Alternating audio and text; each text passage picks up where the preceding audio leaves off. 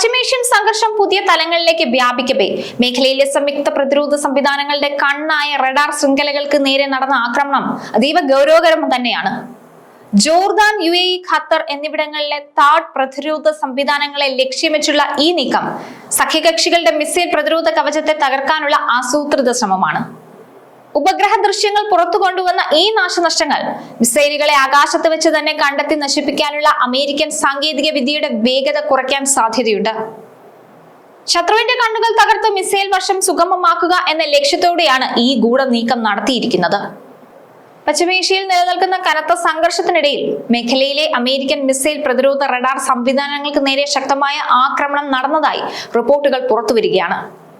ജോർദാനിലും UAEയിലും സ്ഥാപിച്ചിട്ടുള്ള പ്രതിരോധ ശൃംഖലകളിലെ റഡാർ സംവിധാനങ്ങളെ തകർക്കാനാണ് പ്രധാനമായും ശ്രമം നടന്നിരിക്കുന്നത്. അത്തരത്തിലുള്ള ചില ചിത്രങ്ങളാണ് ഉപഗ്രഹ ദൃശ്യങ്ങളും വ്യക്തമാക്കുന്നത്. ബാലിസ്റ്റിക് മിസൈലുകളെയും ഡ്രോണുകളെയും ആകാശത്ത് വെച്ച് തന്നെ കണ്ടെത്തി നശിപ്പിക്കാൻ സഹായിക്കുന്ന താഡ് പ്രതിരോധ സംവിധാനത്തിന്റെ ഭാഗമായ റഡാർ കേന്ദ്രങ്ങൾക്കാണ് ഇത്തരത്തിൽ നാശനഷ്ടങ്ങൾ സംഭവിച്ചിട്ടുള്ളത്.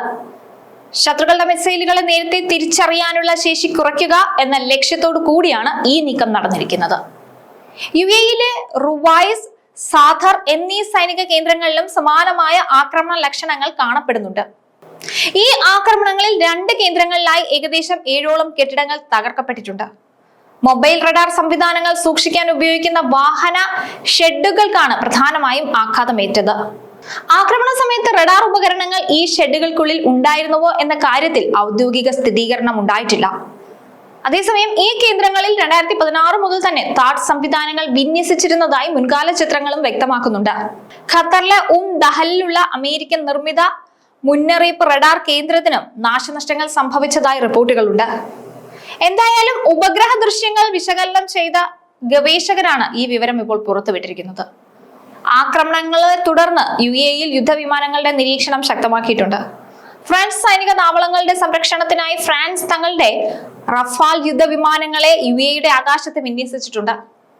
മിസൈലുകളെയും ഡ്രോണുകളെയും തടയാൻ ഈ വിമാനങ്ങൾ ഉപയോഗിച്ചിട്ടുണ്ടോ എന്ന് ഫ്രഞ്ച് വിദേശകാര്യ മന്ത്രി വ്യക്തമാക്കിയിട്ടില്ലെങ്കിലും യുദ്ധത്തിന്റെ ആദ്യ ദിവസങ്ങളെ അപേക്ഷിച്ച് രാജ്യത്തെ ലക്ഷ്യം വെച്ചിട്ടുള്ള ബാലിസ്റ്റിക് മിസൈൽ ആക്രമണങ്ങളുടെ എണ്ണത്തിൽ കാര്യമായ കുറവുണ്ടായതായിട്ടാണ് റിപ്പോർട്ടുകൾ. അമേരിക്കൻ നിർമ്മിത റഡാർ സംവിധാനങ്ങൾക്ക് നേരിട്ട ആഘാതം പശ്ചിമേഷ്യൻ പ്രതിരോധ നിരയിൽ താൽക്കാലിക വിള്ളലുകൾ സൃഷ്ടിച്ചേക്കാം. എങ്കിലും ഫ്രഞ്ച് റഫാൽ വിമാനങ്ങളുടെ സാന്നിധ്യവും UAEയുടെ ശക്തമായ നിരീക്ഷണവും മേഖലയിലെ സുരക്ഷാ വലയം ഇപ്പോഴും ഭദ്രമാണെന്ന് സൂചിപ്പിക്കുന്നുണ്ട്. മിസൈലുകളുടെ എണ്ണത്തിൽ കുറവുണ്ടായത് പ്രതിരോധ സംവിധാനങ്ങളുടെ വിജയമാണോ അതോ ശത്രുക്കളുടെ പുതിയ യുദ്ധതന്ത്രമാണോ എന്ന് വരും ദിവസങ്ങളിൽ നമുക്ക് വ്യക്തമാകും. സഖ്യകക്ഷികൾ തമ്മിലുള്ള ഏകോപനം വർദ്ധിപ്പിക്കേണ്ടതിന്റെ ആവശ്യകതയാണ് ഈ റിപ്പോർട്ടുകൾ അടിവരയിടുന്നത്. ആകാശ സുരക്ഷ പുനഃസ്ഥാപിക്കാൻ അത്യാധുനികമായ സെൻസറുകളും കൂടുതൽ ഇന്റർസെപ്റ്റർ മിസൈലുകളും മേഖലയിൽ വിന്യസിക്കുന്നത് തുടരുകയാണ്. പശ്ചിമേഷ്യ പഴയ അവസ്ഥയിലേക്ക് മടങ്ങി വന്നേ മതിയാകൂ. പല പ്രവാസികളും പലയിടത്തായി കുടുങ്ങിക്കിടക്കുകയാണ്. ലോകത്തിലെ ഏറ്റവും തിരക്കേറിയ വ്യോമപാതകളിൽ ഒന്നായ പശ്ചിമേഷ്യൻ ആകാശം ഇപ്പോൾ മിസൈലുകളും ഡ്രോണുകളും ചീറിപ്പായുന്ന യുദ്ധക്കളമായി മാറിയിരിക്കുന്നു.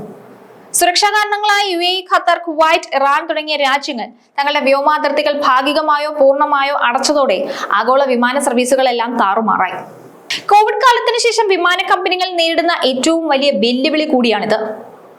ആയിരക്കണക്കിന് വിമാനങ്ങൾ റദ്ദാക്കപ്പെടുകയും ലക്ഷക്കണക്കിന് യാത്രക്കാർ ലോകത്തിന്റെ പല ഭാഗങ്ങളിൽ കുടുങ്ങിക്കിടക്കുകയും ചെയ്യുന്ന അതീവ ഗുരുതരമായ സാഹചര്യമാണ് നിലവിലുള്ളത്.